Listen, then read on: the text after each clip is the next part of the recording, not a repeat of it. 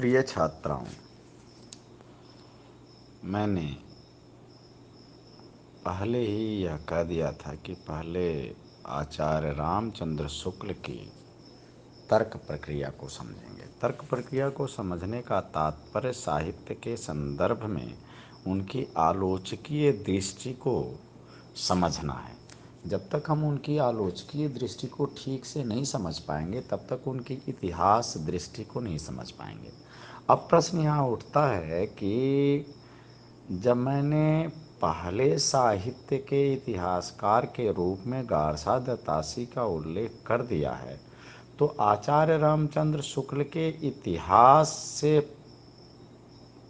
से पहले और गारसा दत्तासी के इतिहास के बाद भी और भी अनेक ग्रंथ आते हैं जिन्हें साहित्य के इतिहास में स्थान प्राप्त है, अर्थात उन्हें साहित्य के इतिहास के रूप में जाना और माना जाता है। लेकिन इस मान्यता के साथ यह मान्यता भी जुड़ी हुई है कि इस आचार्य रामचंद्र शुक्ल का इतिहास पहला प्रामाणिक इतिहास माना जाता है। प्रामाणिक इतिहास मानने का मूल आधार होता है कि एक सजग इतिहास दृष्टि का होना। सजग इतिहास दृष्टि से तात्पर्य यह है कि कोई भी व्यक्ति जब अतीत का अवलोकन करता है तो वर्तमान की अपनी अवधारणाओं से पूरी तरह मुक्त नहीं हो पाता, और न ही होना चाहिए अगर उसमें एक सजग और व्यवस्थित तथा तर्कपूर्ण दृष्टि अतीत को देखने की है, तो ही वो संग्रह त्याग के उस विवेक की पहचान, उस विवेक में अपने आप को पाएगा कि क्या चीज़ संकलित करें और क्या नहीं करें। हाँ, प्रोफेसर मैनेजर पांडे ने एक बार कहा था किसी विदेशी विद्वान के हवाले से कि इतिहास में सत्य खोजना भूसे में से अनाज खोजने के बराबर है। यह सत्य है कि भूसे में से अनाज खोजना प्राचीन समय में एक बहुत कठिन प्रक्रिया होती थी, लेकिन यह भी उससे बड़ा सत्य है कि भूसे में से ही अनाज निकलता है। तो इस चाहे प्रक्रिया जितनी कठिन हो, सत्य का शोधन तो करना ही पड़ता है। उसके लिए वह दृष्टि अनिवार्य है जिसे हम इतिहास दृष्टि कहते हैं। अब आई बात आचार्य रामचंद्र शुक्ल की। आचार्य रामचंद्र शुक्ल की इतिहास दृष्टि का निर्माण होता कैसे है? किसी की भी साहित्य की दृष्टि ही उसके साहित्य के इतिहास निर्माण की दृष्टि के लिए महत्वपूर्ण आधार साबित होती है। आचार्य रामचंद्र शुक्ल भी इसके अपवाद नहीं है। आचार्य रामचंद्र शुक्ल हिंदी साहित्य के लिए हिंदी आलोचना के भीतर एक वरदान के रूप में आते हैं, जिसके तहत वह एक स्पष्ट आलोचकीय दृष्टि लेकर के आते हैं कि जिसमें वह मानते हैं कि साहित्य की अब तक जो भी परिभाषाएं की गई हों, जो भी अवधारणाएं बनाई गई हों, उत्कृष्टतम साहित्य किसको कहा जाए।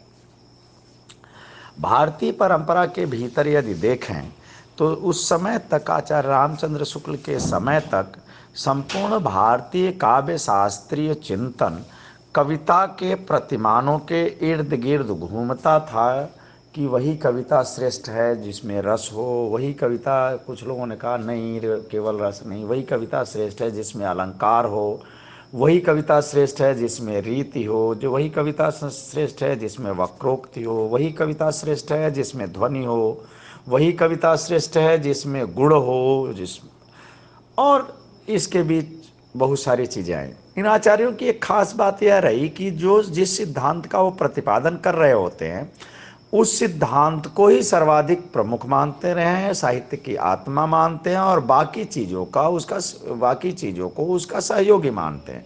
जैसे रसवादी अगर रस को प्रमुखता देगा तो अलंकार आदि को उसका सहयोगी मात्र मानेगा और साहित्य की आत्मा के रूप में रस को ही मानेगा। यही रीति आत्मा काव्य से रीति वाला भी यही मानेगा। आचार्य रामचंद्र शुक्ल की दृष्टि इन सिद्धांतों की ओर जाती है। साथ ही आचार्य रामचंद्र शुक्ल की दृष्टि पाश्चात्य आलोचनात्मक सिद्धांतों की ओर भी जाती है। पाश्चात्य आलोचनात्मक सिद्धांतों की ओर जाते हुए वे पाते हैं कि प्लेटो के अनुकरण सिद्धांत से लेकर के अनेक आज तक के सिद्धांत बने, यहाँ तक कि बाद में, बहुत बाद में तो नई समीक्षा के जो प्रतिमान बने, texture, structure, tension between texture and structure और इंटेंशन, ये सारी चीज़ें बने, लेकिन इन सारी चीज़ों से कोई बहुत खास बात निकल करके नहीं आई। आचार्य रामचंद्र शुक्ल को लगा कि साहित्य का एक महत्वपूर्ण सामाजिक अवदान स्थिर होना चाहिए। इस दृष्टि से आचार्य रामचंद्र शुक्ल ने आलोचना की शब्दावली गढ़ी। उन शब्दावलियों में आचार्य रामचंद्र शुक्ल की दृष्टि में सर्वाधिक महत्वपूर्ण शब्दावली जो आई वो आई लोक मंगल, अर्थात साहित्य वही श्रेष्ठ होगा जिसमें लोक मंगल मिले। लोक मंगल को भी उन्होंने दो भागों में विभाजित किया है, जिसमें एक भाग को उन्होंने कहा लोक मंगल की साधनावस्था और दूसरे भाग को कहा उन्होंने लोक मंगल की सिद्धावस्था। लोक मंगल की साधनावस्था को उन्होंने प्रयत्न पक्ष का काव्य माना। प्रयत्न पक्ष जो है वह मूलतः संघर्ष का पक्ष है, और संघर्ष क्या है और क्यों है, इसके लिए आचार्य रामचंद्र शुक्ल ने यह कहा कि यह संघर्ष अन्याय और अत्याचार के खिलाफ संघर्ष है। जिस साहित्य में यह चीज मिलेगा, अन्याय और अत्याचार के खिलाफ या उसके प्रतिकार के निमित्त शक्ति का प्रचंड स्वरूप देखने को मिलेगा, वह साहित्य प्रयत्न पक्ष अथवा साधना पक्ष का साहित्य माना जाएगा और वही साहित्य श्रेष्ठ होगा।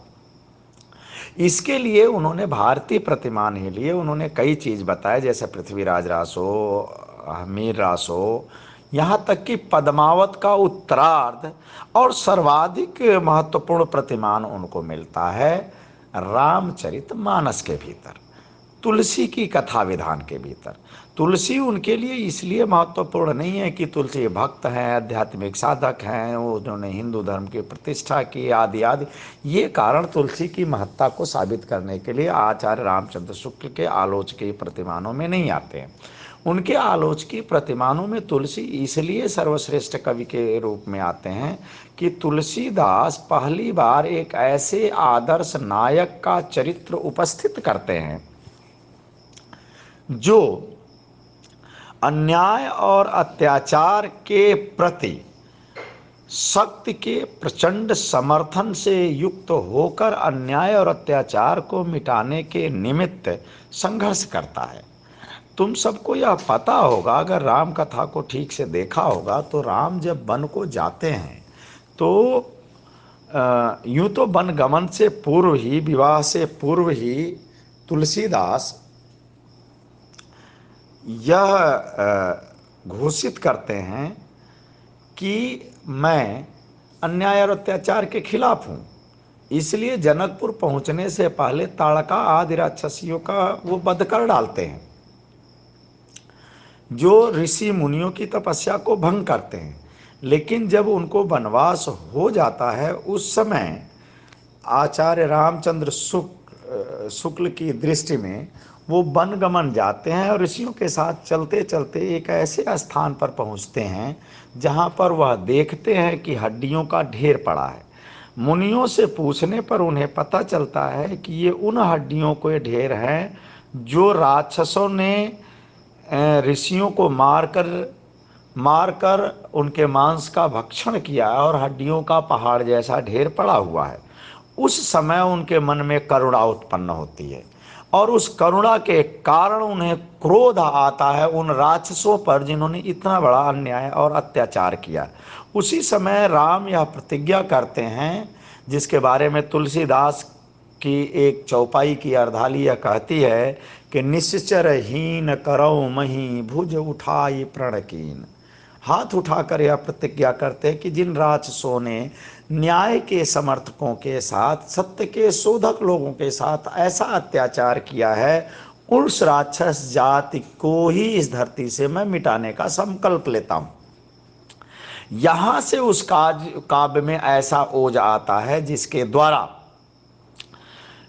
साहित्य अपनी उत्कृष्टता को प्राप्त करता है। इस उत्कृष्टता में करुणा पहले स्थान पर आती है। करुणा के ही कारण वह क्रोध उत्पन्न होता है, जिसके साथ उस नायक को शक्ति का प्रचंड समर्थन प्राप्त होता है। सीता भी यहाँ एक प्रतीक के रूप में आती हैं, जो अन्याय और अत्याचार से सताई गई धरती की प्रतीक हैं और इस समय रावण के कब्जे में है।